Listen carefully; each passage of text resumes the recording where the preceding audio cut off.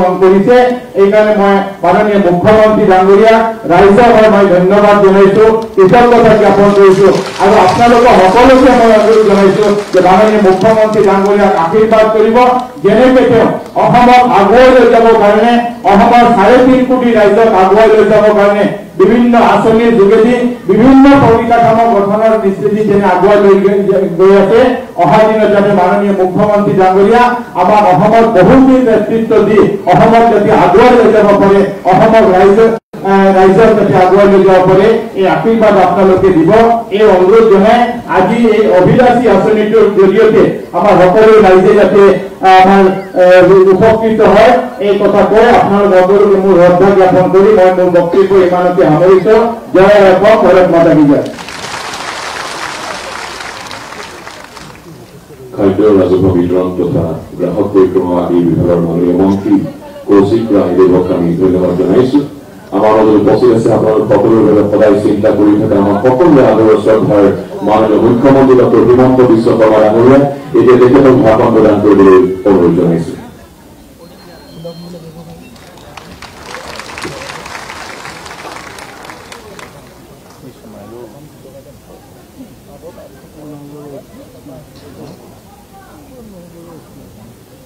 আপোনালোকৰ খবৰ কেনেকুৱা? খবৰ ভাল?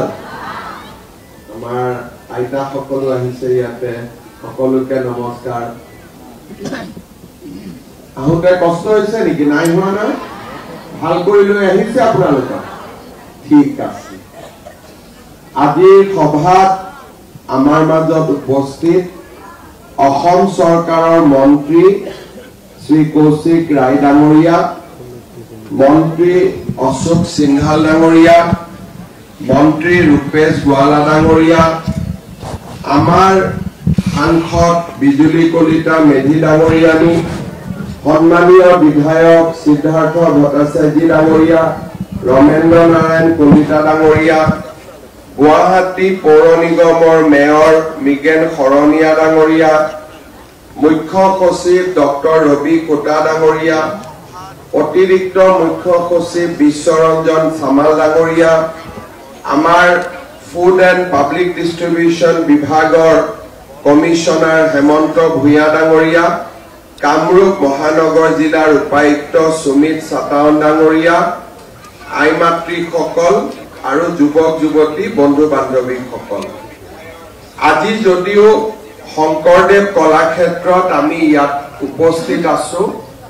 অসমৰ প্ৰায়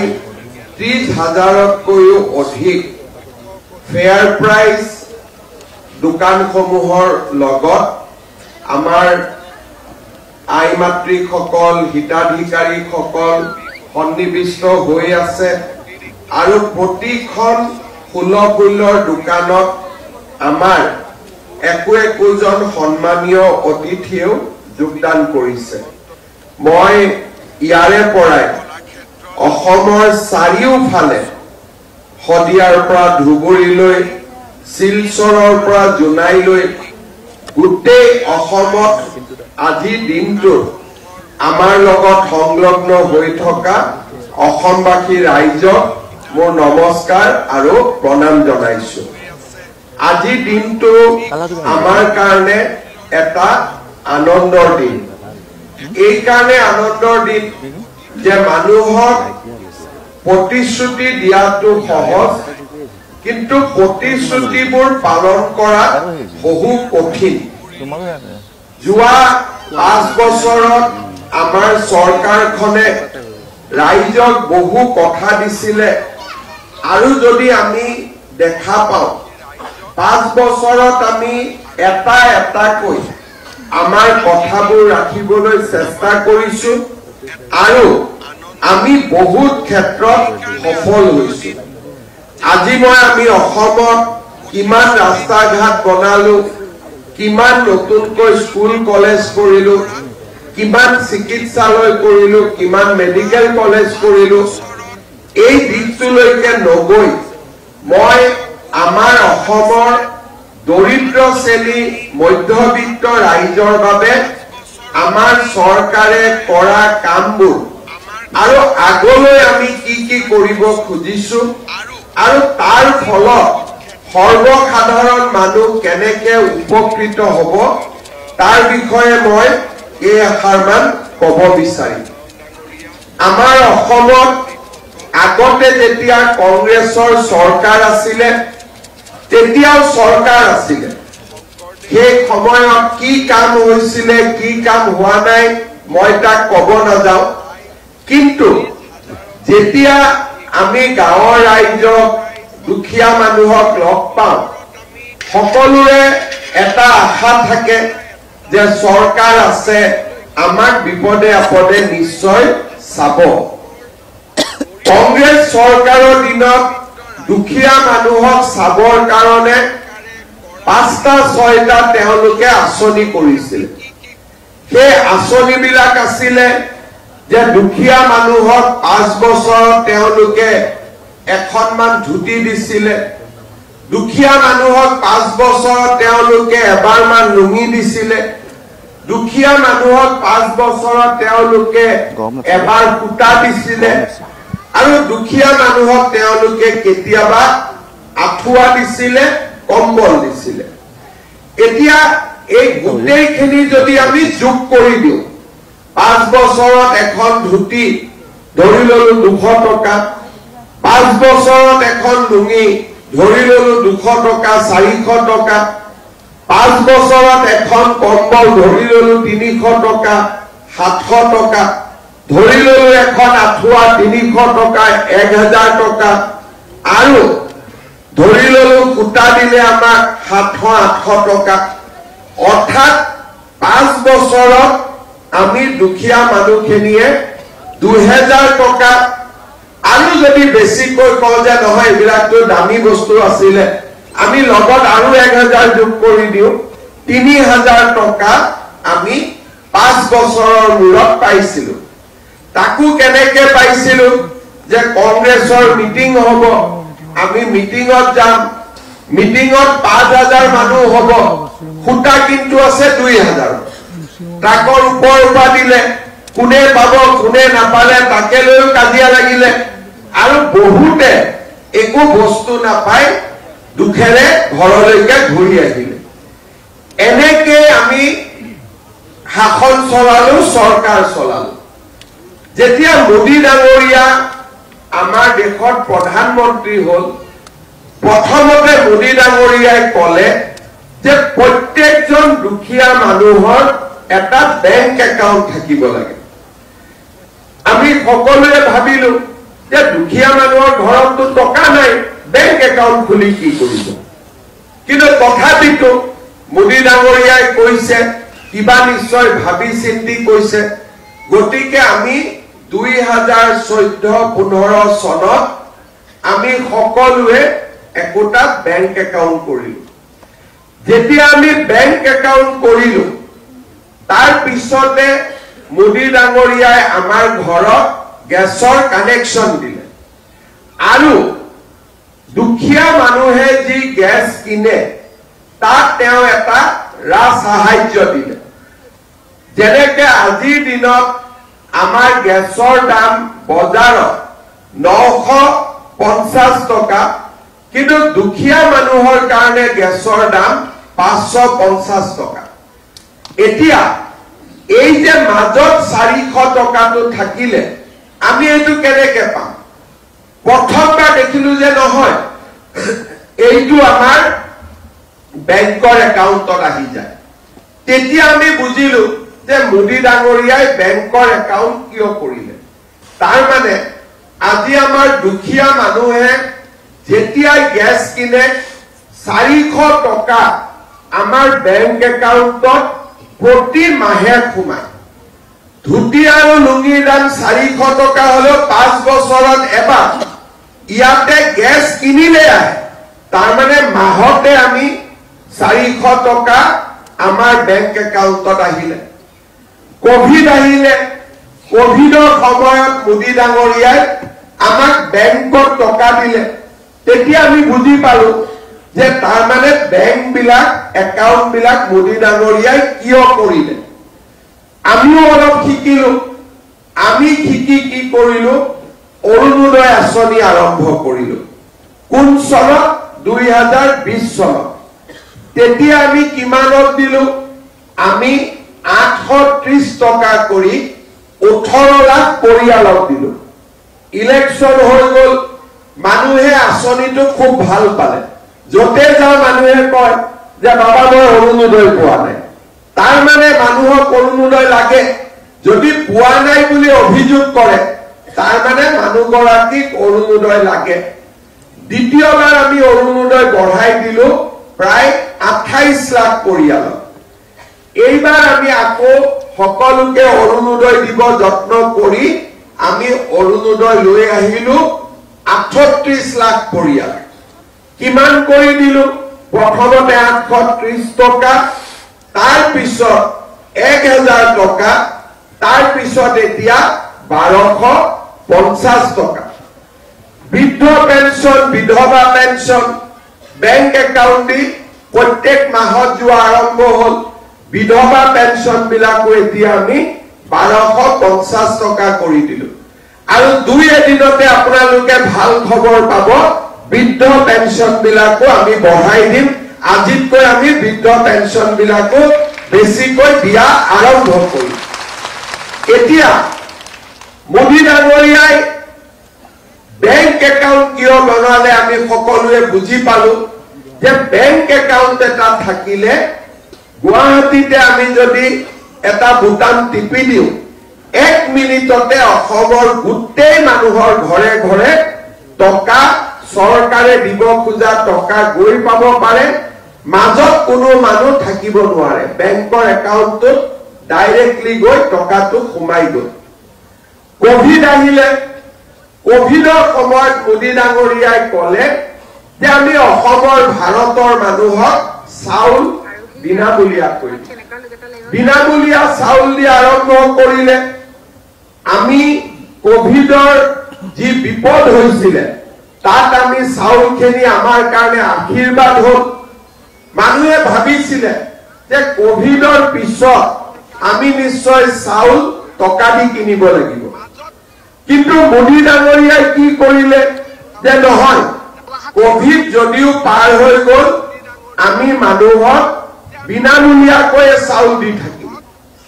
কিমান কৰি দিম যে এটা পৰিয়ালক আমি ব্যক্তি হিচাপত 5 কেজি কৈ দিম যদি আমাৰ এটা পৰিয়ালত 4 গৰাকীৰ নাম ৰেশন কাৰ্ডত আছে তেতিয়াহলে আমি 20 কেজি চাউল পালো আজি আমাৰ চাউলৰ দাম কিমান বজাৰত 35 টকা 40 টকা তাৰ মানে মোদী ডাঙৰীয়াই আমাক মাহত কিমান দিলে 800 টকা আমাক বিনামূলীয়াকৈ দিলে এতিয়া আপোনালোকে চিন্তা কৰক 1250 টকা অৰুণোদয়ৰ পৰা আহিলে আমাৰ ঘৰত যদি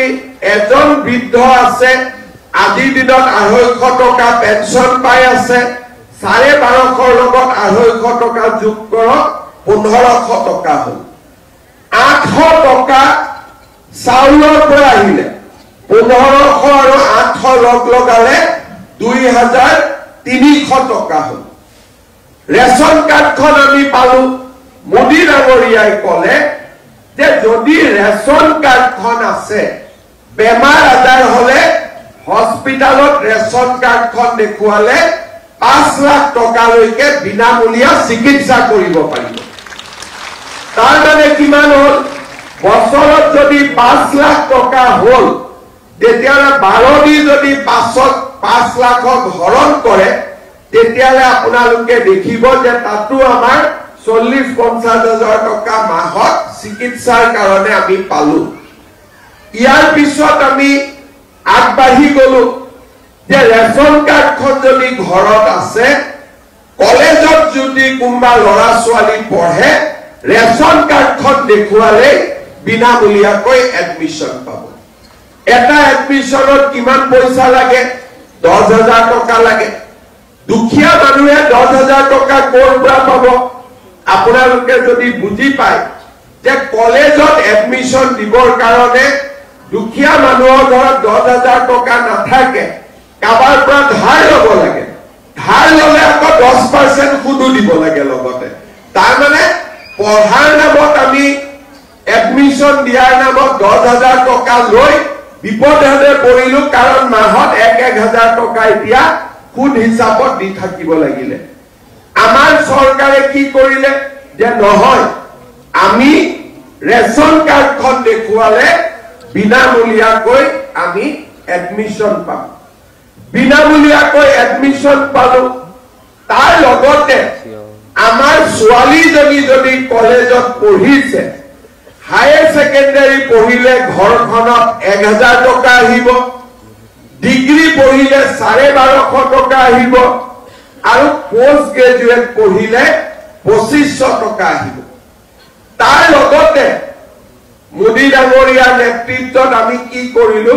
যে যি লৰা ছোৱালী ক্লাছ 9 পাব তেওঁক এখন আমি বিনামূলীয়া চাইকেলো দি দিলো এতিয়া আপোনালোকে হিচাপ কৰক যে এক মাহত এটা পৰিয়ালে কিমান টকা চৰকাৰৰ পৰা পাব পাৰে প্ৰথম মোৰ অৰুণোদয় আছে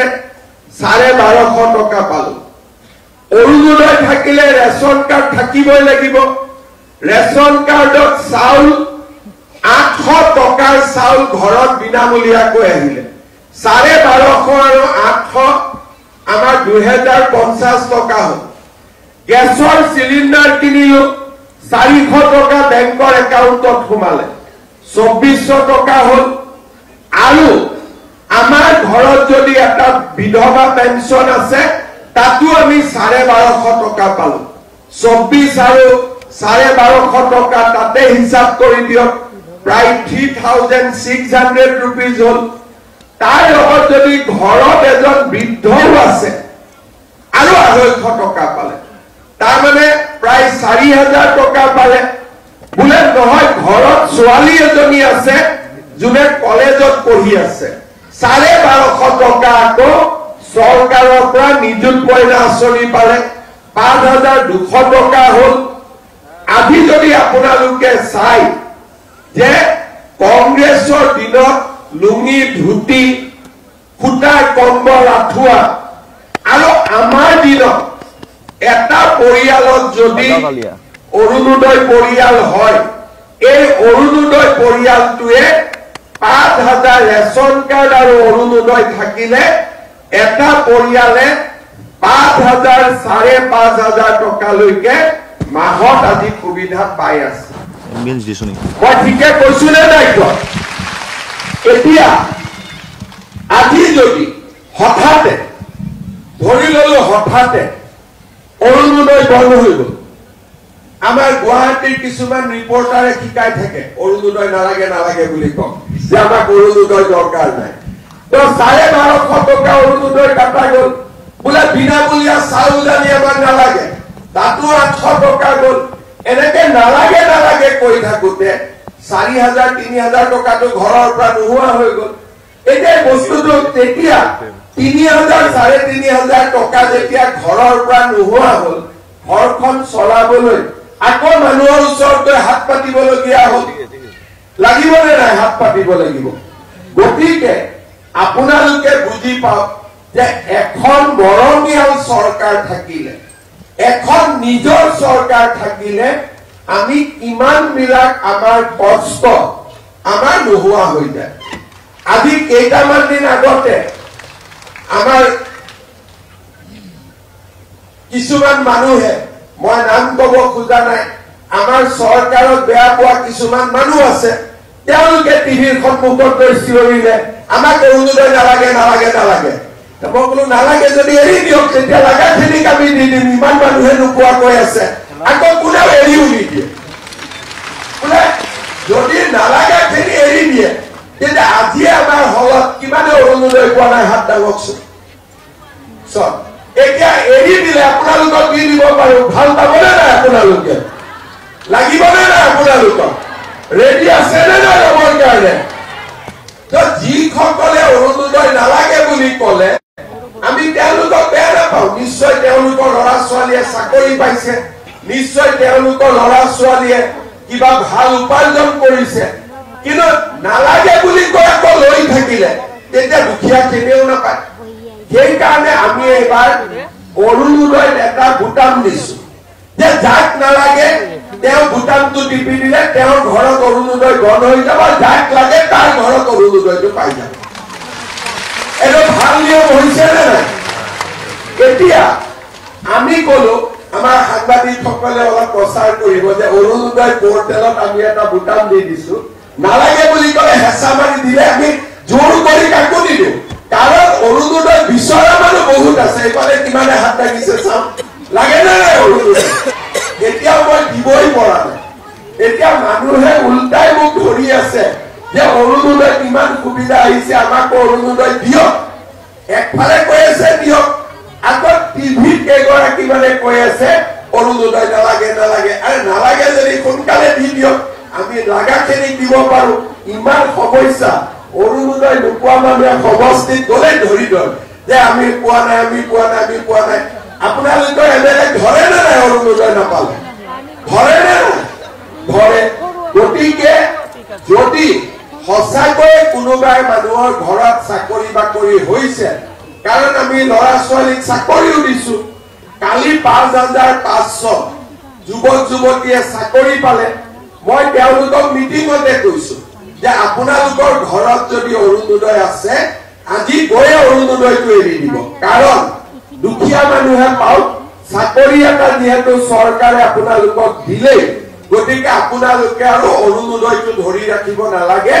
এজন দুখীয়া মানুহক দিয়ক যাক অৰুণোদয়টো দৰকাৰ আছে মই ঠিক কৈছো নে নাই আপোনালোকে কওকচোন দুখীয়াজনে পালে বেছি মনটো ভাল লাগিব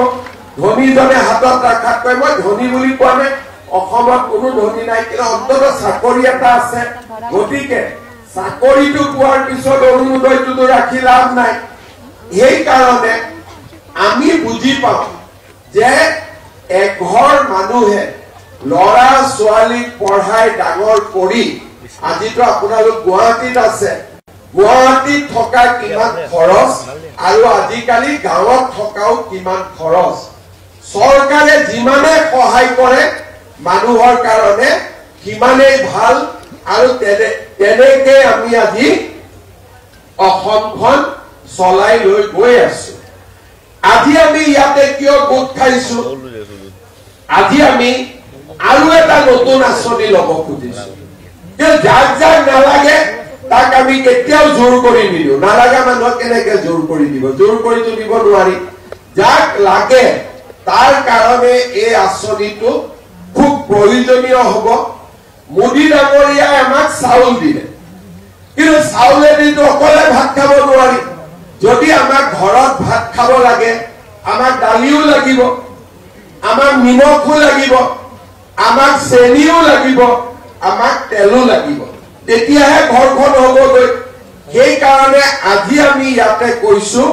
যে আমি আপোনালোকক কম দামত যাৰ যাৰ ঘৰত ৰেচন কাৰ্ড আছে তেওঁলোকক আমি কম দামত 1 কেজি চাউল দিম 1 কেজি চেনি দিম আৰু 1 কেজি দালি দিম চাউলটো 5 কেজি গাইপতি 1 কেজি দালি দিম 1 কেজি চেনি দিম আৰু 1 কেজি নিমখ আমি বজাৰত যি দালি আছে কিছুমান জায়গাত 95 টকা কিন্তু ভিতৰুৱা গাঁৱলৈ গৈ এই দাম 100 টকাতকৈ বেছি হৈ যায় গুৱাহাটীত আমি 95 रुपीजত পাওঁ কিন্তু হাফলং ধেমাজি জুনাই তাতে গৈ পাওঁতে দালিৰ দাম 100 টকাতকৈ বেছি হৈ যায় এই মাহত আমি আপোনালোকৰ দালি 69 টকাত দিম 70 টকাতকৈ 1 টকা কম চেনি আমি আপোনালোকক 38 টকা দিম চেনিৰ 55 টকা দাম আপোনালোকক আমি 38 টকাত দিম আৰু নিমখ 20 টকা দাম আমি 10 টকাত দিম কিন্তু জানুৱাৰী মাহৰ 1 তাৰিখৰ পৰা মই এটা ভাবিছো যে 69 টকা দিলে 1 টকা কোনে ঘূৰাই দিব দোকানীয়েতো 70 টকাই ৰাখি থব সেইকাৰণে 1 তাৰিখৰ পৰা আমি কি কৰিম যে 100 টকা দি দিলে 1 কেজি দালিও পাব 1 কেজি চেনিও পাব 1 কেজি নিমখো পাব তিনটা বস্তু একেলগে 100 টকাত ঘৰত লৈ আহিব ভাল হ'বনে বেয়া হ'ব অলপ ভাল কৰি কওক ওপৰতো চাই আছে ভাল হ'বনে বেয়া হ'ব ভাল হ'ব এতিয়া পেকেটটো এই নৱেম্বৰ আৰু ডিচেম্বৰ মাহত তিনটা বস্তু কিনিলে 117 টকা লাগিব কিন্তু 117 মানে 20 টকাই হৈ যাব 3 টকা আৰু কোনেও ঘূৰাই নাপাব যদিও দিব লাগে ধৰি ল'ব কিন্তু ঘূৰাই আনিবই মই এনেহে কৈছো নালাগে বুলি কিন্তু আপোনালোকে আনিবই তেনে 3 টকা হলে এৰি নিদিব আৰু 2 টকা হলে এৰি নিদিব 2 টকা 1 টকা দি লৰা দুজন চেতা কলেও তাৰ মনটো ভাল লাগে হয় নে নহয় গতিকে 10 পইচাৰো মূল্য আছে এতিয়া এই মাহত আপোনালোকে নৱেম্বৰ আৰু ডিচেম্বৰত 117 টকাত পাব কিন্তু 1 জানুৱাৰীৰ পৰা আপোনালোকে 100 টকাতে তিনিওবিধ সামগ্ৰী আপোনালোকে পাব আৰু মই আপোনালোকক অনুৰোধ কৰিম যে চাউলটো যেতিয়া লব যাব 1 ৰ পৰা 10 তাৰিখলৈকে আমি অন্ন সেৱা সপ্তাহ বুলি কওঁ আজিকালি এডভাৰটাইজ হয় কেতিয়াবা আমাৰ ৰেচনৰ দোকানীবিলাক খুব ভাল বহুত কষ্ট কৰে কাৰণ আজিকালি বেলেগ বস্তু নাপায় তথাপিও দুই এজনে কেতিয়াবা আগতে অলপ ইন্দুৰে বস্তা কাটা দি অলপ কাটিছিলে কিন্তু আজিকালি আমি পেপাৰত কৈ দিওঁ মেচিনো আহিলে আজিকালি চাউলটো মোটামুটি মানুহে সময়ত পায় এইবাৰৰ পৰা এই মাহত আজিৰে পৰা আমি 20 তাৰিখলৈকে কিন্তু অহা মাহৰ পৰা চাউল বিনামূলীয়া দালি 1 কেজি নিমখ 1 কেজি চাউল আৰু চেনি 1 কেজি 100 টকা এটা দি আপোনালোকে ঘৰত লৈ আহিব তাৰমানে দুখীয়া মানুহে ঘৰখন চলাবৰ কাৰণে চাউলো পালে দালিও পালে নিমখো পালে চেনিও পালে 100 টকাত অন্তত কিছু চিন্তা মূৰৰ পৰা আঁতৰি গ'ল ভাল হ'বনে বেয়া হ'ব এতিয়া আপোনালোকে কওক গোটেই অসমতে যিমান ৰাইজ ৰখি আছে মই সবকে সুধিছো নিশ্চয় ভাল হ'ব হয়নে নহয় এতিয়া ইয়াৰ লগত মোৰ আৰু দুটা কাম কৰিব ইচ্ছা আছে যদি ভগৱানে কৰে গেছৰ দাম উজলা হলে 550 টকা কিন্তু যদি উজলা কাৰ্ড নাই গেছৰ দাম হৈ গ'ল 950 1000 টকা গতিকে দুখীয়া মানুহে কিনিবৰ কাৰণে কষ্ট পায় সেই কাৰণে আমি খুব সোনকালে গেছ কিনিলে মোদী ডাঙৰীয়াই যেনেকে একাউণ্টত টকা দি দিয়ে আমিও গেছ কিনিলে 250 টকা আপোনালোকৰ একাউণ্টত সোমাই ভাল হ'বনে বেয়া হ'ব 950 টকাটো যেতিয়া কমি আহি কিমান হৈ গ'ল 700 550 টকাটো কমি আহি কিমান হৈ গ'ল 300 তাৰমানে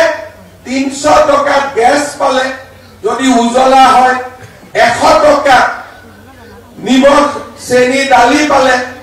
আৰু চাউলটো বিনামূলীয়াকৈ পালে ভাল হ'বনে বেয়া হ'ব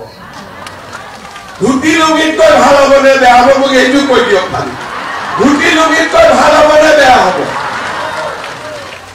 আজি দুখীয়া মানুহক যদি চৰকাৰে নাচাই কোনে চাব আপোনালোকে আমাক ভোট কিয় দিয়ে আপোনালোকক চাবৰ কাৰণেতো ভোট দিয়ে গতিকে আমি যদি আপোনালোকক নাচাওঁ বেলেগে কোনে চাব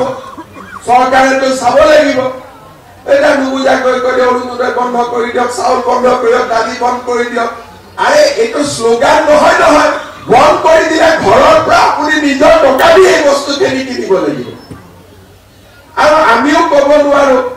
আমাৰ ৰাইজে টিভিত গৈ নালাগে আৰু গাঁৱত গ'লে হাজাৰ এপ্লিকেশ্যন লাগে বুলি সেইকাৰণে মই এটা কথা বুজি পাওঁ যে টিভি চালে অসম নচলে অসম চলিব কেনেকে চলিব গাঁৱত গৈ মানুহৰ লগত কথা পাতিব লাগিব আমাৰ গুৱাহাটীৰ পাহাৰত গৈ কথা পাতিব লাগিব তেতিয়াহে আমি গম পাম যে মানুহে কি বিচাৰে সেইকাৰণে মই বেছি টিভি চাই নাথাকো আৰু মই ডাইৰেক্ট মানুহৰ লগতে কথা পাতি থাকো যি য'ত পাৰো এতিয়া আপোনালোকক আকৌ এটা মই কথা কব খুজিছো এইখিনি বস্তুটো হৈ গল এতিয়া মোৰ মনত লাগে গেছো হৈ গল দালিও হৈ গল চেনিও হৈ গল নিমখো হৈ গল চাউলো হৈ গল অৰুণোদয় পালো বৃদ্ধ পেঞ্চনো পালো বিধৱা পেঞ্চনো পালো যদি 1 লিটাৰ কৰি আমি মিঠাতেল পাই যাওঁ ঝামেলা খতম হৈ যায় মই ঠিক কৈছো নে নাই কোৱা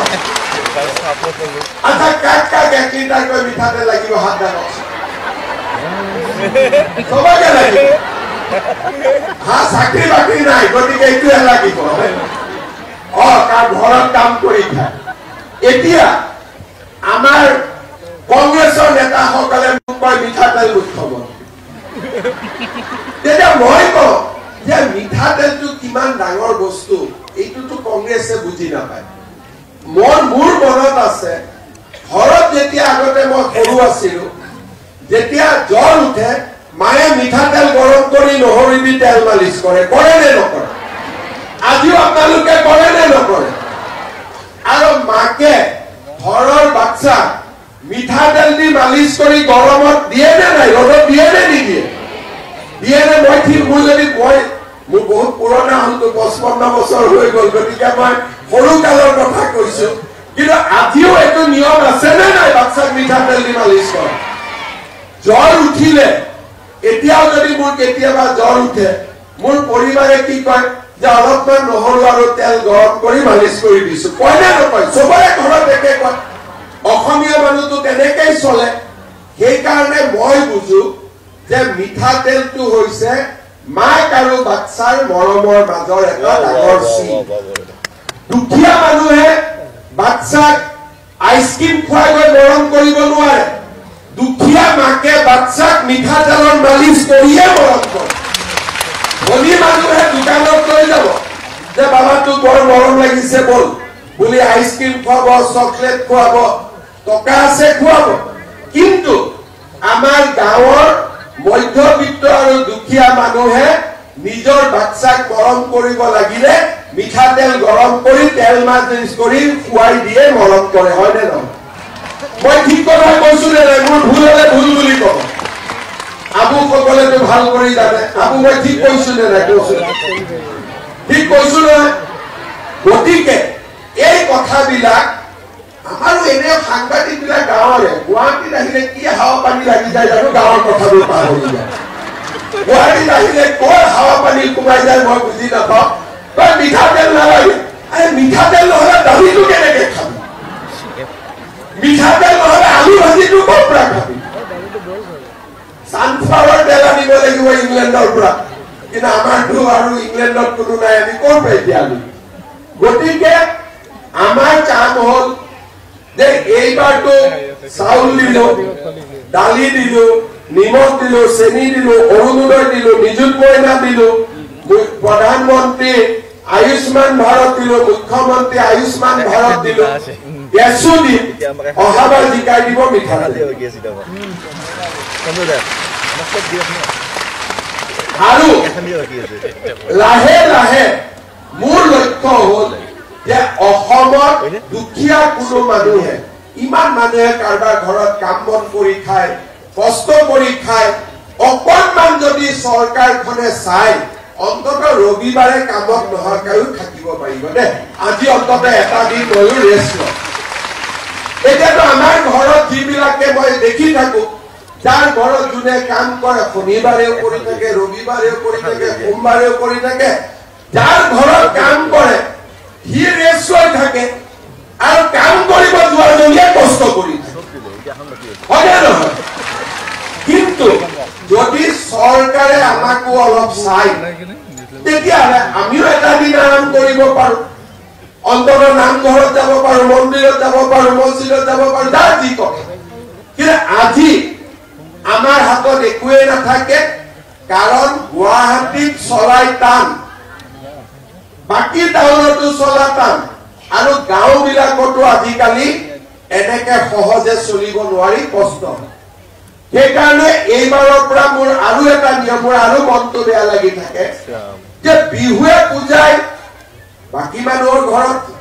বাচ্চাবিলাকে কাপোৰ কানি পায় দুখীয়া মানুহেতো কাপোৰ কানি দিব নোৱাৰে এইবাৰৰ কাৰণে মই সেইকাৰণে আৰু এটা মনত ভাবি থৈছো যে বিহু আৰু পূজা আহিলে অৰুণোদয় বেছিকৈ দিম যাতে বাচ্চা কাপোৰ এখন কিনিব যাতে বাচ্চা কাপোৰ কিনি দিব পাৰে বাচ্চা কাপোৰলৈকে লগত কৈ দিব যে মামাই পঠাই দিছে বুলি হয় না তেতিয়া অলপ মোকো ভাল পাই থাকিব আৰু বাচ্চাই ভাল পালে ভাল বাচ্চাটো ভোট নাই গতিকে বাচ্চাই ভাল পোৱাটো একেবাৰে পিয়ৰ ভেজাল নোহোৱা মৰম হয় নহয় কাৰণ তেওঁলোকৰ তাৰ ভোটটোৰ লগত কথা নাই সেইকাৰণে আমি পঢ়াৰ পৰা আমি পৰিয়ালটো চলাবলৈ আৰু সবচে ডাঙৰ কাম যে আজিকালি অসমত চাকৰি পাবলৈ 1 টকা ঘুষ দিব নালাগে কোনেও ঘুষ দিব নালাগে এতিয়া আপোনালোকে টিভিত চাব যে যিমান ল'ৰা ছোৱালীয়ে চাকৰি পাইছে কেতিয়াবা মোৰ মনটো খুব ভাল লাগে কোনে কয় যে মোৰ মায়ে অমুকৰ ঘৰত কাম কৰে আজি মই চাকৰি পালো মোৰ দেউতাই অমুকৰ তৰকাৰী বেপাৰ কৰে মই আজি চাকৰি পালো আজি মানুহে কি কয় যে মোৰ দেউতাই ৰিক্সা চলাই মোৰ দেউতাই ঠেলা চলাই আজি আমি সৰকাৰি চাকৰি এটা পালো যেতিয়া মই 1 লাখ চাকৰি দিম বুলি কৈছিলো তেতিয়া মোক সবে ঢুকাইছিলে কোন কি 1 লাখ দিব এই কইবিলাক ভোটৰ কাৰণে সেই কাৰণে মই এটা কি কৰিলো 1 লাখৰ জায়গাত মোটামুটি 2 লাখৰ চাকৰি দি দেখাই দিলো আৰু কালি মই মিটিংত কৈছো যে মোক বেছি ঢুকাই না থাকিবি 2 লাখৰ জায়গাত 4 লাখ দিবি যে যিমানে ঢুকাবি সিমানে বেছি কৰি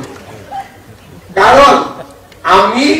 মানুহৰ ভালৰ কাৰণে ৰাজনীতি কৰিছো দুখীয়া দৰিদ্ৰ মানুহৰ উন্নতিৰ কাৰণে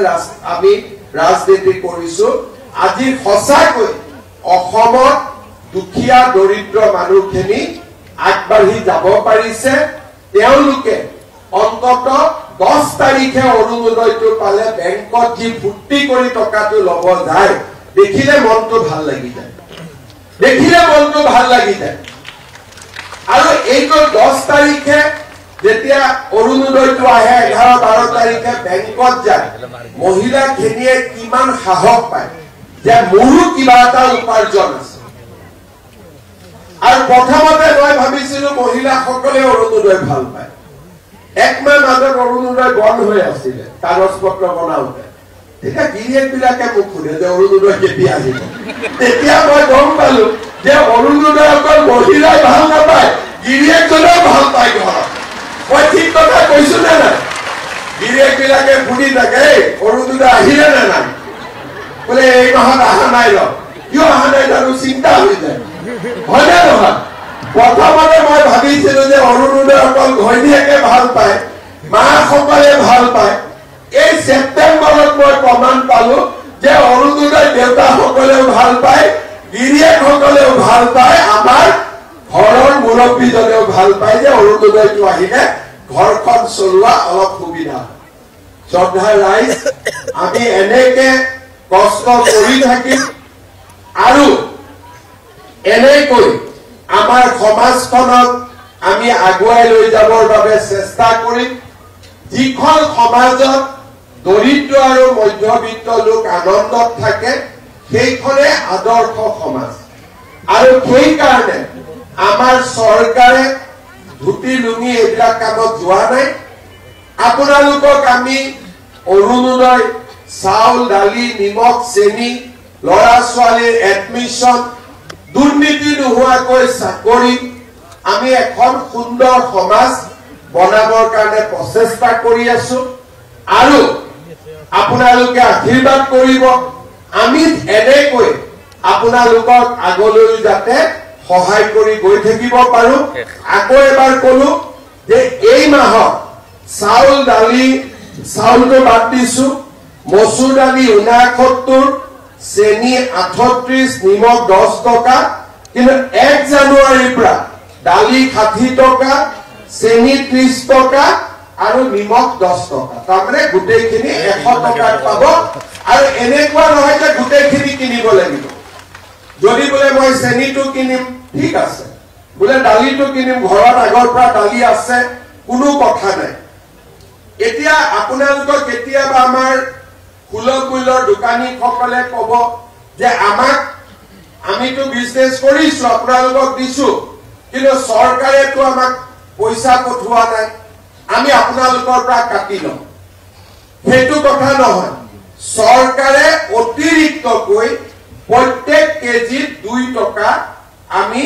আমাৰ সুলভ মূল্যৰ দোকানীসকলকো দিয়াৰ ব্যৱস্থা কৰিছো যাতে আপোনালোকৰ পৰা কোনেও একো কাটি নলয় যাতে কোনো ইন্দুৰ নাথাকে যাতে পেকেট কেটা ফুটা কৰিব নোৱাৰে হ'বনে এই কথাটো আজি যেহেতু ৩৫,০০০ দোকানৰ সন্মুখত ৰাইজ ৰখি হৈ আছে গতিকে গ্ৰাহক আৰু দোকানী দুইটাকে সন্মুখত ৰাখি মই কৈছো যে 1 কেজি হ'ব কোনো নকমাব সুলভ মূল্যৰ দোকানীসকলক আমি 2 টকাকৈ লাভ দিম আৰু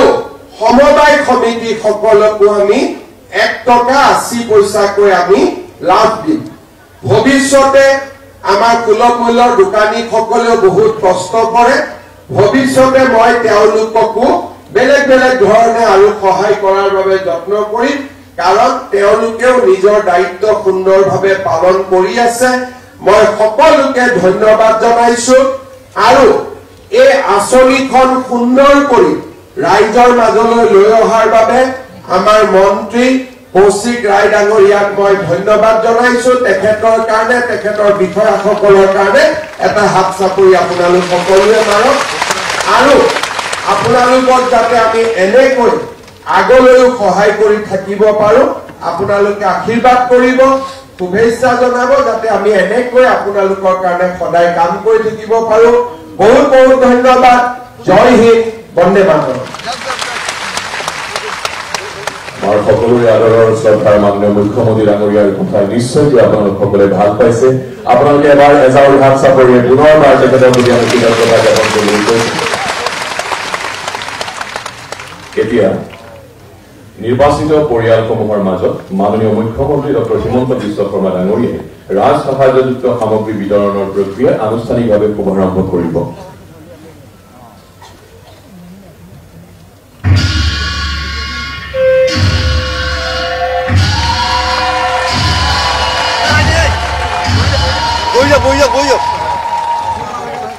এতিয়া আমি মঞ্চলৈ আমন্ত্ৰণ জনাইছো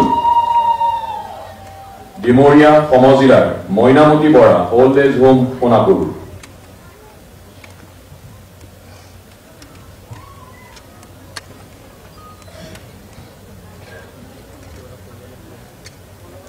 ডিমৰীয়া সমজিলাৰ মইনামতি বৰা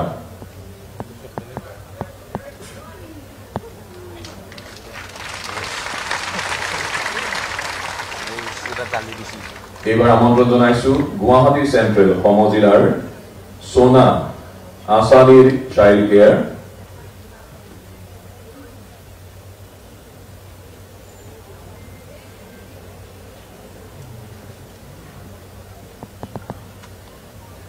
সোনা আসানীৰ চাইল্ড কেয়াৰৰ গুৱাহাটী চেন্ট্ৰেল সমজিলা এইবাৰ মঞ্চলৈ আগবাঢ়ি আহিবলৈ অনুৰোধ জনাইছো Sita Brahma Kalyani Nivas children home for girls Rupnagar Sita ব্ৰহ্ম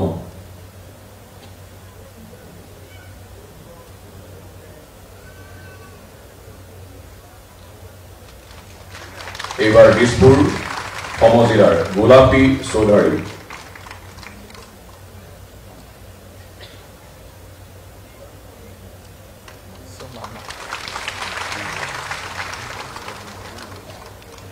দিছপুৰ সমজিলাৰ গোলাপী চৌধাৰী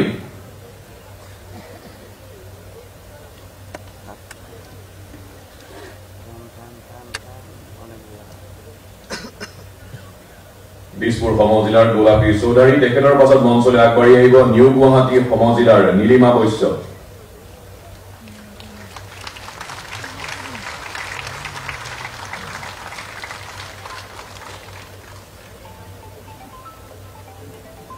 নিউ গুৱাহাটী সমজিলা নীলিমা বৈশ্য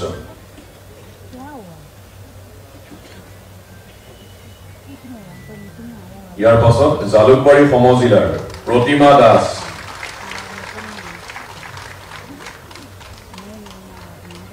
জালুকবাৰী সমজিলা প্ৰতিমা দাস,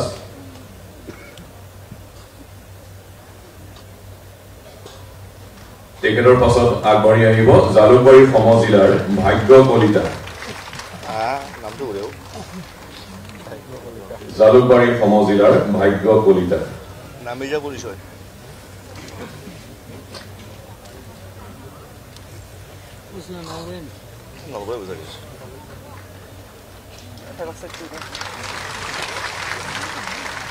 ধন্যবাদ জনাইছো আমাৰ সকলোৰে শ্ৰদ্ধাৰ মাননীয় মুখ্যমন্ত্ৰী ডক্টৰ হিমন্ত বিশ্ব শৰ্মা ডাঙৰীয়াক। তেখেতৰ উপস্থিতিয়ে আমাৰ সকলোৰে বাবে আশাৰ ৰেঙনি স্বৰূপ তেখেতে সমৃদ্ধ কৰিলে এইখিনি সময়। আপোনাক আমি কৃতজ্ঞতা জ্ঞাপন কৰিছো মাননীয় মুখ্যমন্ত্ৰী ডাঙৰীয়া। আমি কৃতজ্ঞতা জ্ঞাপন কৰিছো অসম চৰকাৰৰ সন্মানীয় মন্ত্ৰী শ্ৰী অশোক সিংহল মহোদয়, কৌশিক ৰায় মহোদয়, ৰূপেশ ৱালা মহোদয়, মাননীয় সাংসদ বিজুলী কলিতা মেধি বাইদেউ, ভুৱনেশ্বৰ কলিতা মহোদয়, গুৱাহাটী পৌৰ নিগমৰ সন্মানীয় মেয়ৰ মৃগেন শৰণীয়া, সন্মানীয় বিধায়ক দিছপুৰ সমষ্টিৰ অতুল বৰা, পূব গুৱাহাটী সমষ্টিৰ সিদ্ধাৰ্থ ভট্টাচাৰ্য, পশ্চিম গুৱাহাটী সমষ্টিৰ ৰবীন্দ্ৰ নাৰায়ণ কলিতা, মাননীয় মুখ্য সচিব ডক্টৰ ৰবি কোটা মহোদয়, অতিৰিক্ত মুখ্য সচিব বিশ্বৰঞ্জন চামাল মহোদয়, আয়ুক্ত হেমন্ত ভূঞা মহোদয়, জিলা আয়ুক্ত সুমিত সত্তাৱন মহোদয়, আৰু লগতে ইয়াত উপস্থিত আপোনালোক সকলো আৰু আমাৰ সংবাদ মাধ্যমৰ বন্ধুবৰ্গক ধন্যবাদ জ্ঞাপন কৰিছো। এতিয়া ৰাষ্ট্ৰীয় সংগীতেৰে এই সভাৰ সামৰণি পৰিব।